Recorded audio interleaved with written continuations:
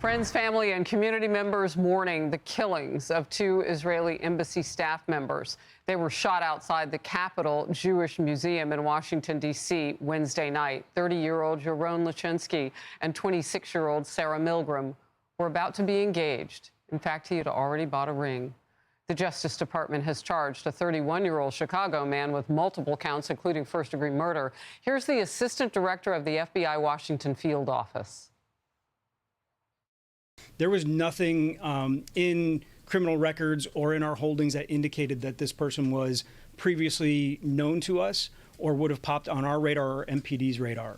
We're continuing to investigate and contact the subject's associates, his family members, and coworkers.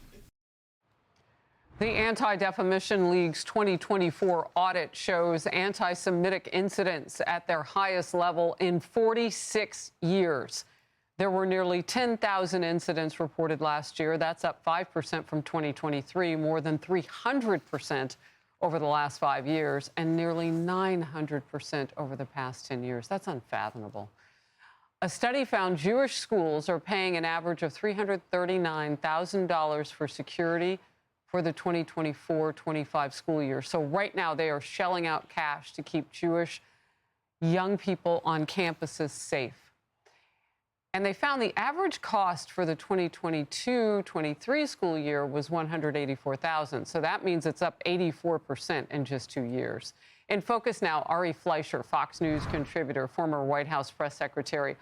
Ari, this is not a shocker in the sense that we could see this coming like a train down the tracks with a huge light on it. Oh, my gosh. You know, every time I saw those idiots protesting on campus singing "From the River to the Sea, Palestine will be free, globalize the Intifada." What do you think globalize the Intifada means? It means bring violence to the shores of America, to Europe, throughout the world. The Intifada was a violent uprising that took place in the West Bank and inside of Israel, purposely killing civilians, blowing people up inside pizza parlors, people strapping bombs to themselves to go inside where innocents ate to commit homicide bombings. That's what the Intifada was. And these people on college campuses in America are chanting for bringing that here, globalize it. That's exactly what happened in Washington. And every one of these protesters on every campus played a role in making it possible for this deprived man to go to Washington and kill two innocent Jews. Wow.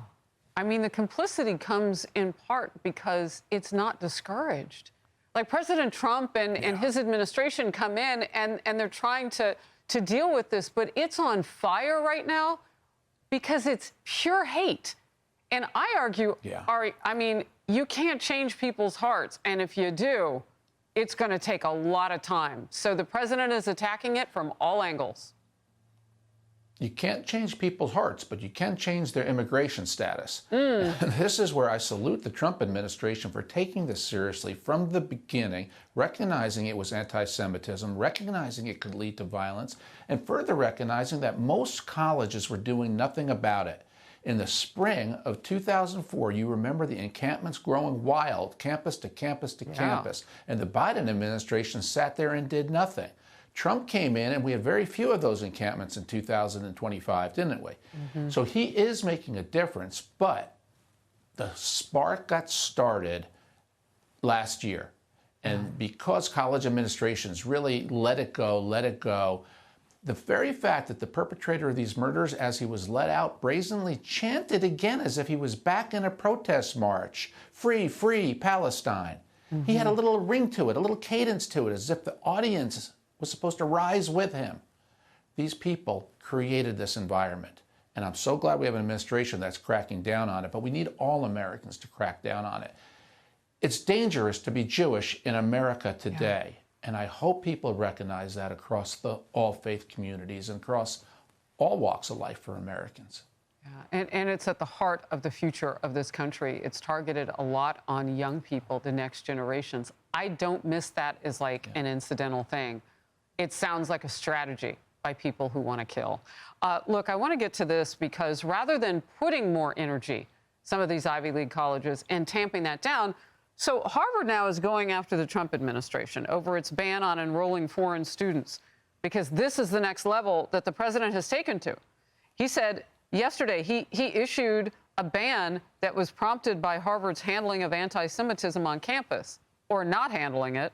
The university indicated that it would be filing a request for a temporary restraining order asking a judge to block the ban. Earlier this week, the Department of Health and Human Services announced it's canceling $60 million worth of grants for Harvard.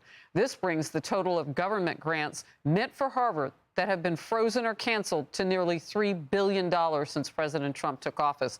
Look, he's doing what he can. They're not focused on, like, have you seen any reports, Ari, of Harvard is really cracking down now and they're going to fight, you know, for the kids on campus? No, they're fighting the Trump administration.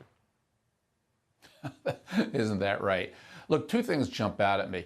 Number one, why do they have so many foreign students on campus in the first place? And the reason is because they pay full tuition.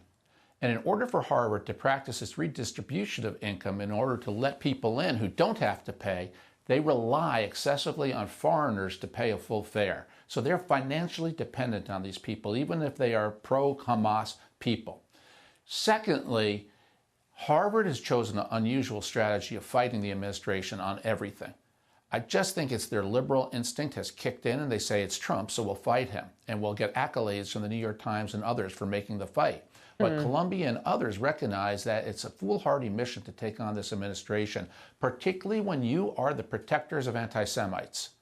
And again, this administration, because it's tough, is doing the right thing to protect people's lives on campus, to protect people's ability to walk across a campus without being confronted or attacked or called or suffer from anti-Semitism or hide in a library behind a locked door.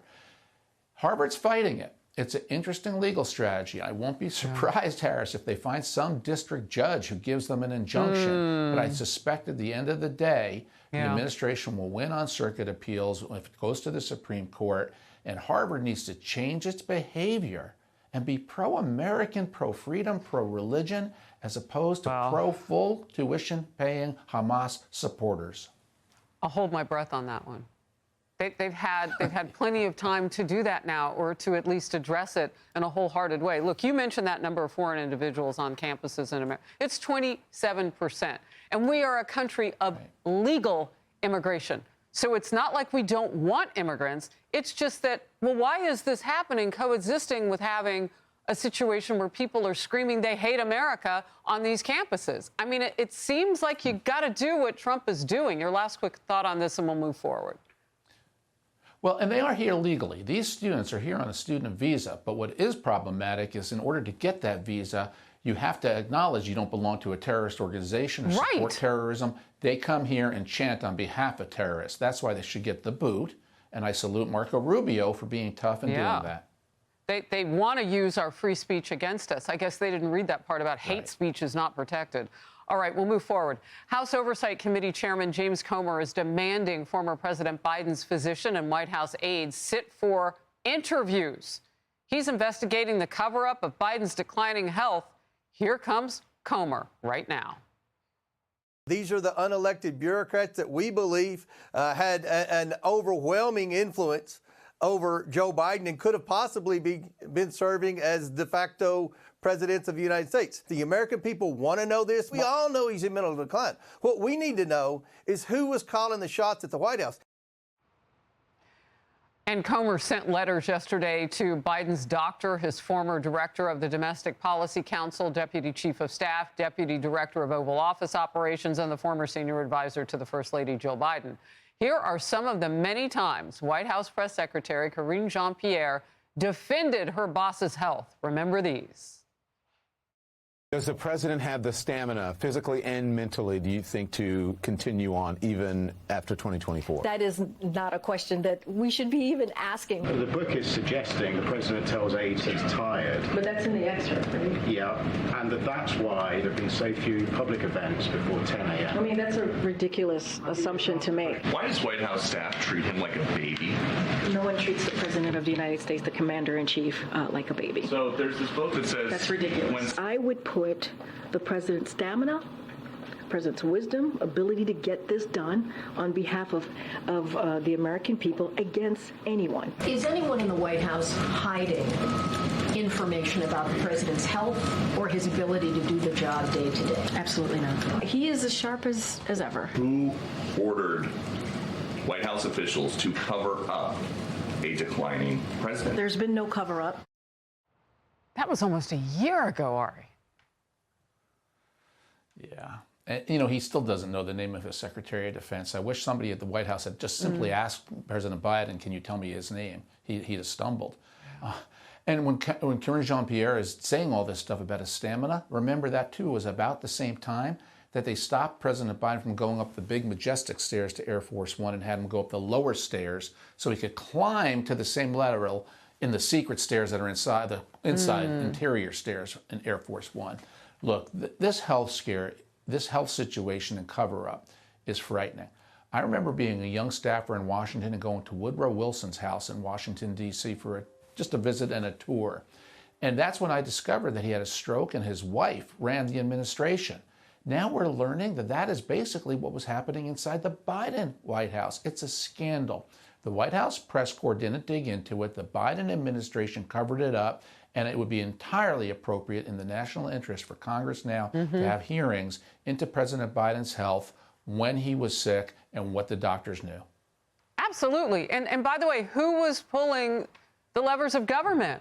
Who were those 5 or 6 people that are being talked about in all the books that are dropping about him now? I mean, we need to know who put policy together in this country. Ari, I've got to let you go, but I appreciate you on this Friday. Thank you.